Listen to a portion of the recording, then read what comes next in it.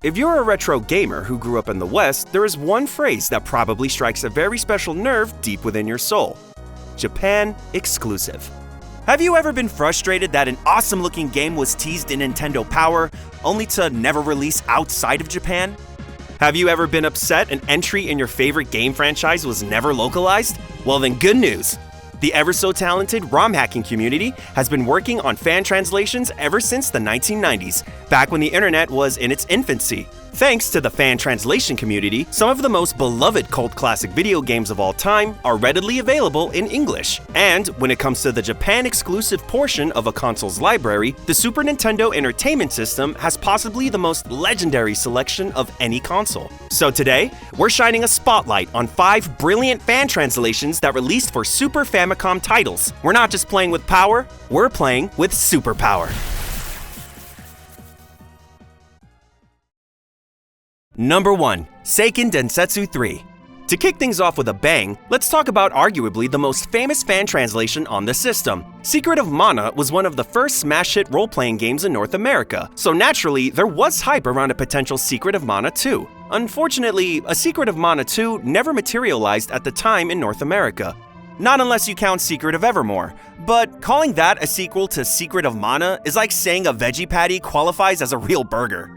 In Japan, however, Seiken Densetsu 3 released as a direct sequel to Secret of Mana and instantly garnered universal acclaim. Since it would have taken a long time to translate, Squaresoft USA passed on the opportunity, leaving many fans heartbroken. That's where LNF translations comes in. All the way back in the year 2000, a massive effort resulted in the release of Seiken Densetsu 3's English patch. Translating this game was a massive undertaking due to the fact that there are 6 entire routes, but somehow things turned out smoothly and the English patch was perfectly playable. The character names were on point, the font was nice and readable, and the patch still works perfectly fine in just about any emulator. Now, it's true that Square Enix released a better translation for this game roughly 2 decades later, and sure, we can nitpick a few things about the fan translation relative to the official translation. I mean, what the hell is an Amazonas, right? But at the end of the day, the fan translation is why Seiken Densetsu 3 received so much clout in the first place.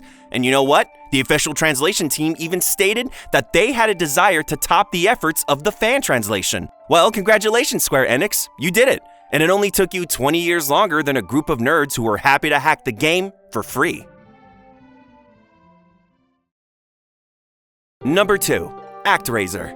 Now, I know what you're thinking here. Wait a minute, ActRaiser already received an official English translation. And you'd be right. But consider this. For the last entry, we went over a fan translation that inspired official localizers to do better. ActRaiser is the other side of things, an official translation that was riddled with enough issues to inspire fan translations to do better. Again, just out of passion, no payment necessary. You see, the official English version of ActRaiser is a perfectly competent product. In fact, the gameplay rebalances would probably even make it the preferred version for most players. But at the end of the day, it's still markedly different from the original Japanese release. The Japanese version of ActRaiser was heavily censored in the West, with most religious references being removed. No longer was it a game of God versus Satan.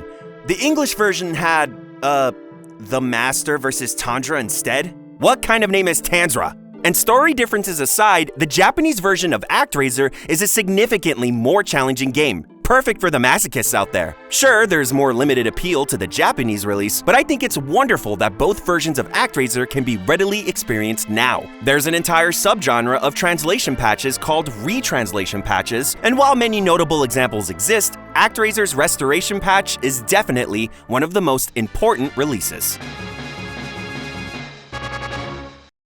Number 3. Radical Dreamers. Chrono Trigger is one of the most legendary role-playing games ever made, if not the most legendary. Its fantastic story about time travel, colorful cast, stunning graphics, and amazingly streamlined gameplay mechanics all solidified its reputation as arguably the best RPG on the Super Nintendo or even the best game on the system overall. But did you know there was a sequel released specifically for the Satellaview? To those not in the know, the Satellaview allowed Japanese gamers to download Super Famicom games from Nintendo's network, many years before this was mainstream. So, what could they possibly do to follow up Chrono Trigger? Why, Squaresoft released the iconic classic, the one, the only, the Jet Bike Special for Satellaview, baby!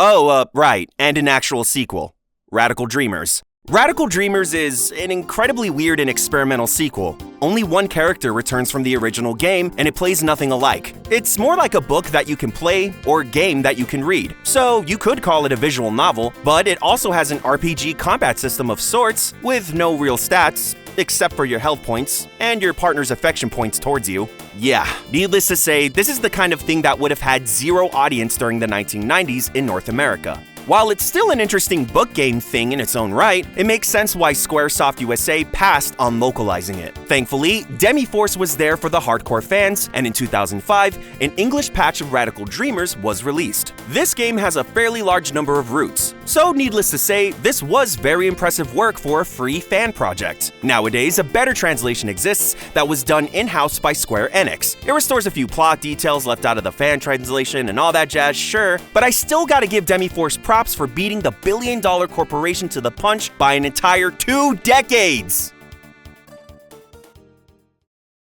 Number 4. Shockman 0.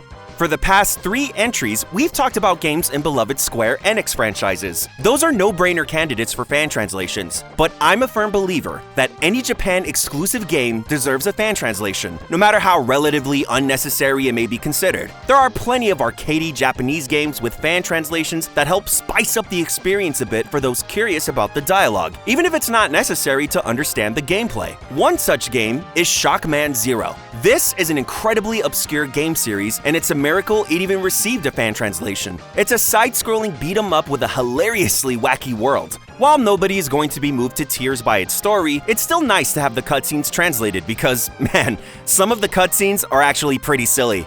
Remember, a lot of hacking work goes into any fan translation, even something that may appear simple or as unnecessary as a beat-em-up. It can be a thankless hobby sometimes. So I just want to say, Svambo, thank you for the fan translation.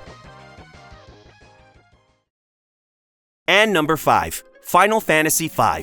Was there any doubt RPGE's Final Fantasy V patch would be featured? This was the first RPG ever to be fan translated, and it was a massive inspiration to countless hackers. For as legendary as Final Fantasy IV and VI were in America, it was a tragedy that Final Fantasy V was skipped. After an extensive production cycle, however, the fan translation for Final Fantasy V was finished all the way back in 1998. For reference, that was 1 year before Final Fantasy VIII came out. Crazy, right? With RPGE's translation, English-speaking fans could finally experience the Final Fantasy game with quite possibly the most realized class system, and the fan translators even did an impeccable job of keeping the whimsical tone of the Japanese script intact. Thanks, Gilgamesh. Very cool. Not wanting to be outdone, Squaresoft would release an official translation of Final Fantasy V a few years later. And hey, they did a good job. If you consider translating Wyvern to Wyburn and making a character constantly speak in a pirate accent a good job, that is. And that's not even getting into the extra loading times. Good grief. Sorry, Square, you lose this time. The Super Nintendo Final Fantasy trilogy carries with it an immense legacy, so it's breathtaking how well RPGE's translation of Final Fantasy V has stood the test of time. It's still perfectly playable to this day. Not bad for some script kiddies from the 90s, as IGN described it. You can read an interview about the troubled production history in the description, because it's far too much to get into for this video.